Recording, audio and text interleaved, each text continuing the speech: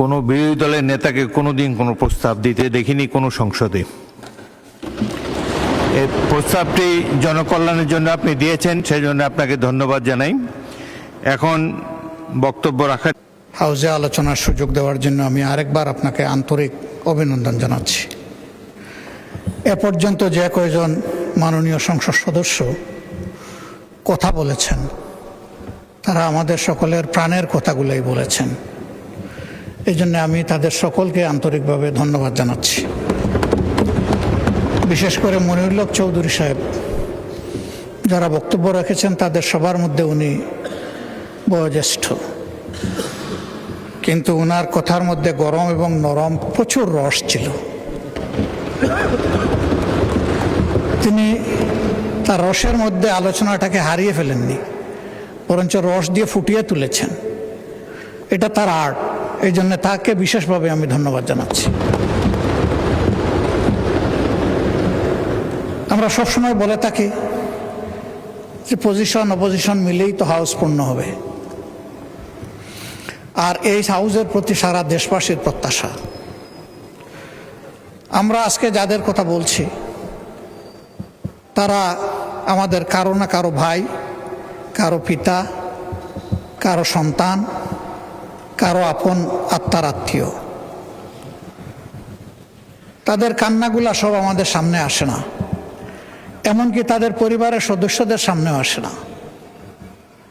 প্রবাসীরা দুই ভাগে বিভক্ত। একটা অংশ যারা কার্যত রুজি রোজগারের জন্যই পা বাড়ান, এই পর্যায়ে এশিয়ার প্রায় সবগুলা দেশই পড়ে, সেখানে তাদের নাগরিকত্ব পাওয়ার সম্ভাবনা খুবই ক্ষীণ।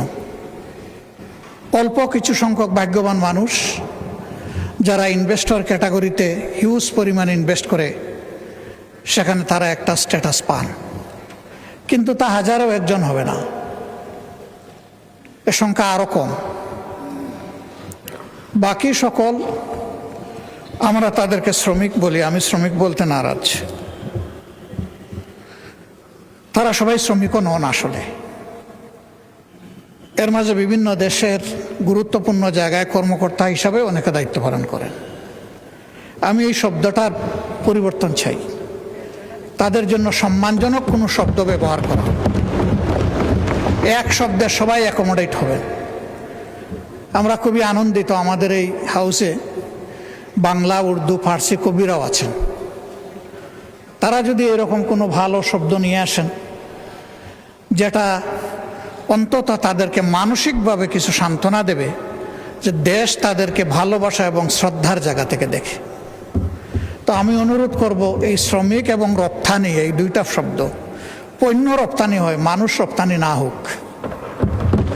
এটাকে একটা সম্মানজনক জায়গায় আমরা নিয়ে যাই।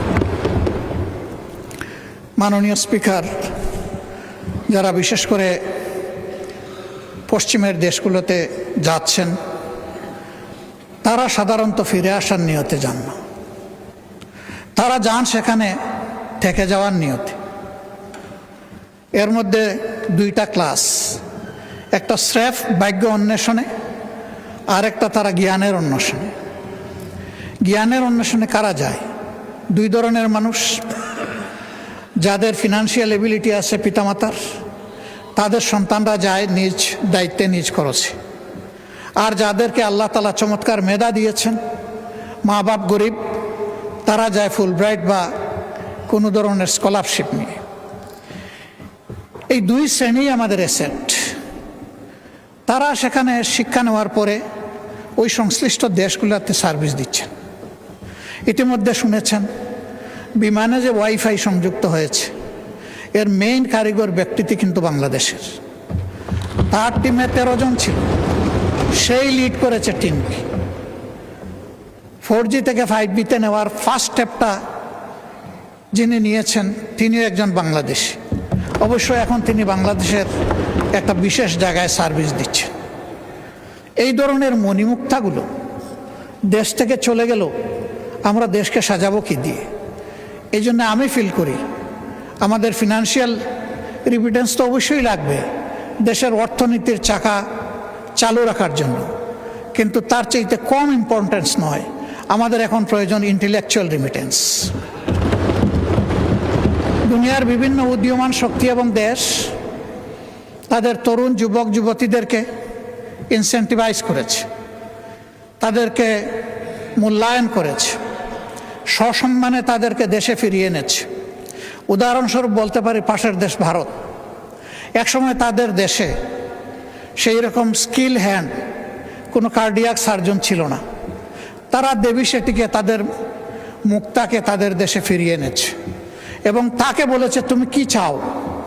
সে বলেছে আমি টাকা পয়সা চাই না, আমি একটু সম্মান চাই, আর আমার কাজের জন্য আমি একটা কমফোর্ট জোন চাই। বিদেশে যাদের সাথে কথা হয়েছে আমাদের সেই মণিমুক্তাগুলো একই কথা বলে যে আমরা একটু সম্মান চাই এবং একটা কমফোর্ট জোন চাই, যাতে কোনো ধরনের অযাচিত হস্তক্ষেপ ছাড়া আমি আমার মেধার স্ফুরণ এবং বিকাশ ঘটাতে পারি।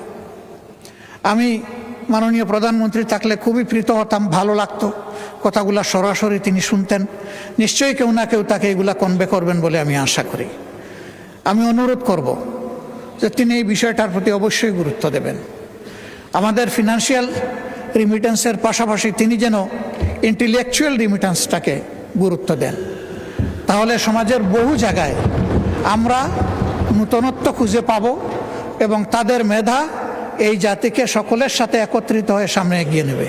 আমি এটা বলছি না যে তারা না হলে আমাদের দেশ চলবে না, তবে আমি এটা জোর দিয়েই বলছি তারা হলে এই দেশটা আরও ভালো চলবে। আরও যেখানে ভালো চলবে সেখানে আমরা কেন তাদেরকে উপেক্ষা করব?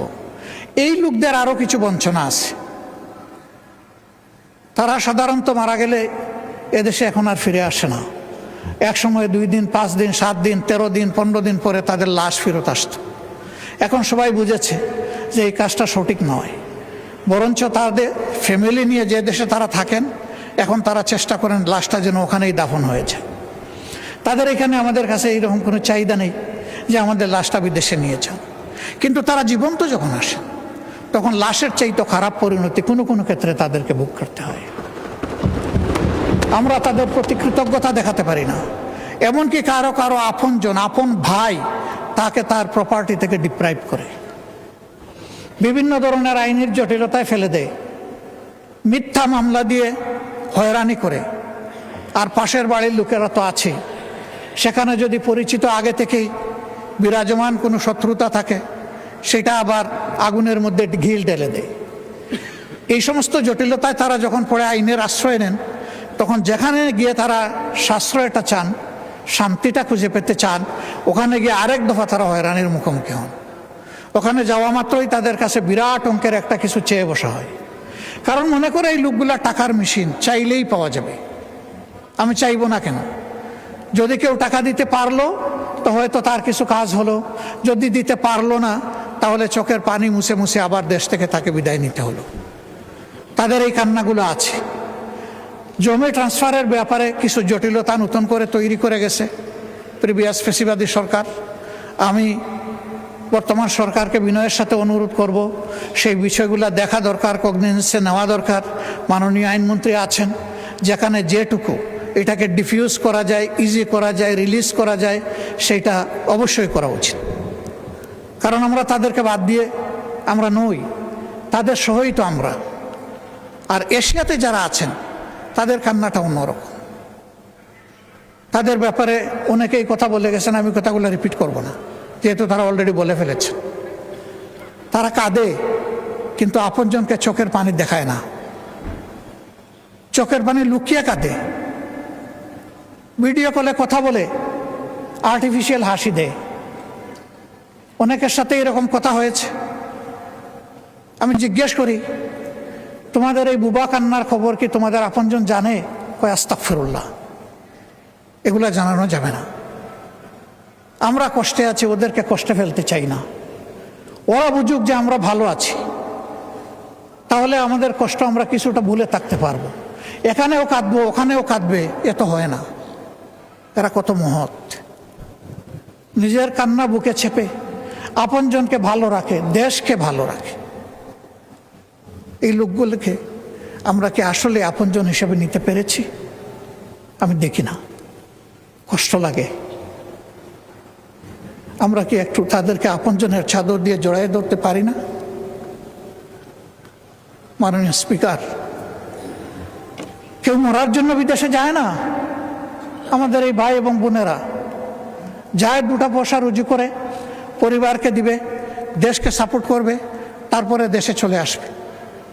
কিন্তু আল্লাহ তাআলা কার মৌতের ফয়সালা কোথায় করে রেখেছেন আমরা কেউ জানি না।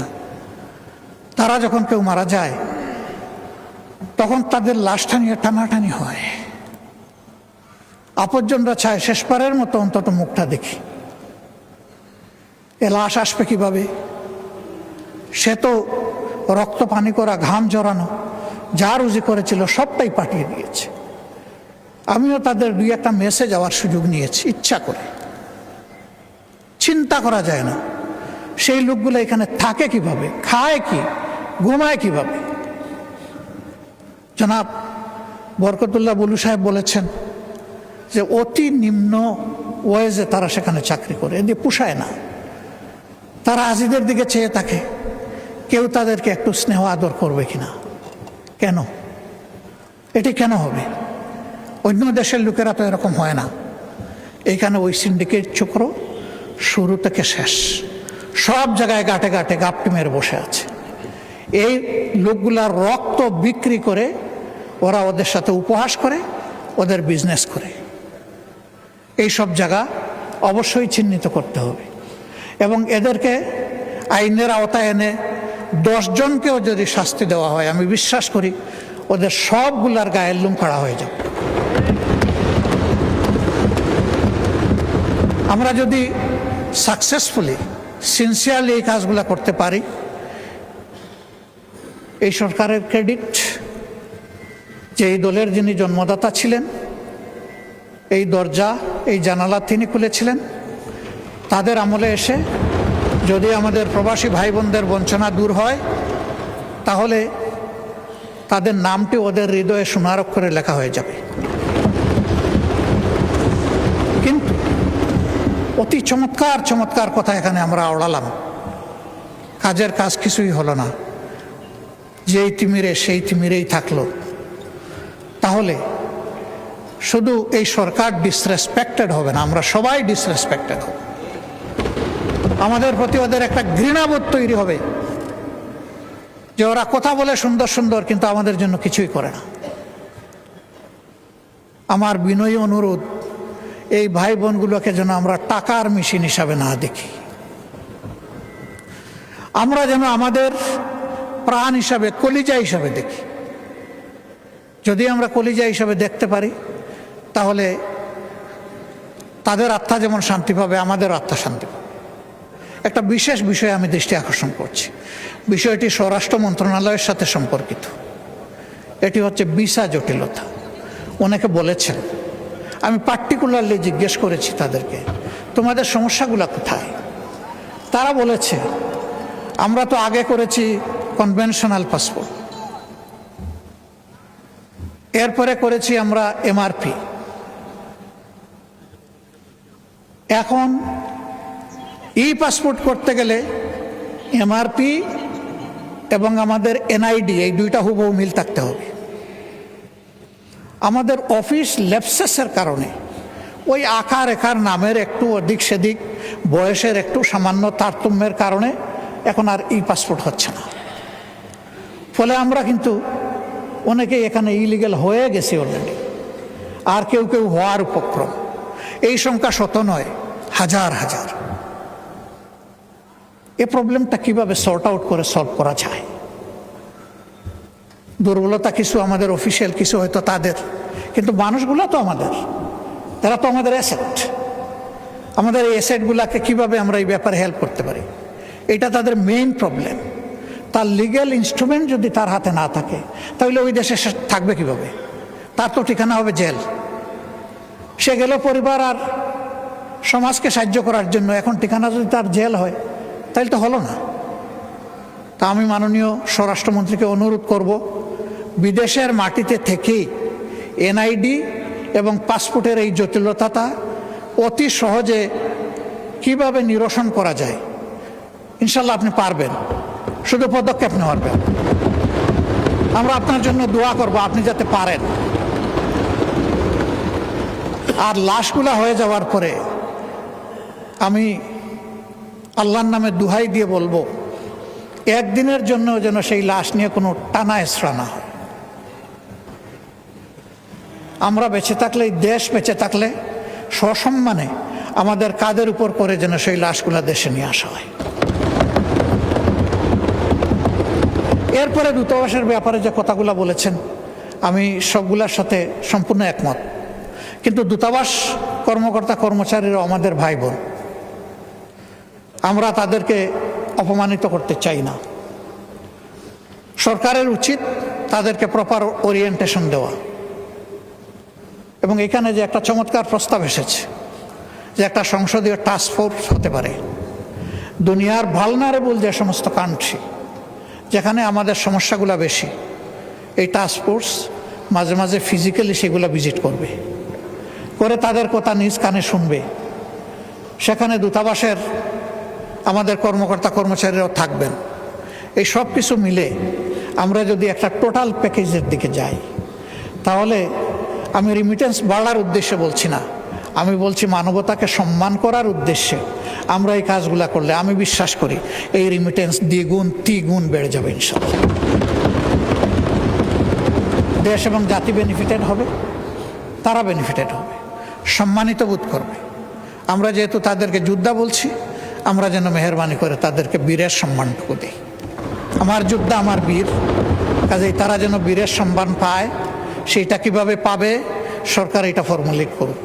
আমাদের কোনো সহযোগিতা চাইলে আমরা হোল হার্টেডলি করবো ইনশাল্লাহ। আজকের এই আলোচনাটা আমাদের কোনো বিতর্ক ছিল না, এই আলোচনা ছিল আমাদের হৃদয়ের কিছু আকুতি। আমি বিশ্বাস করি সবাই সেই জায়গা থেকেই কথা বলেছেন।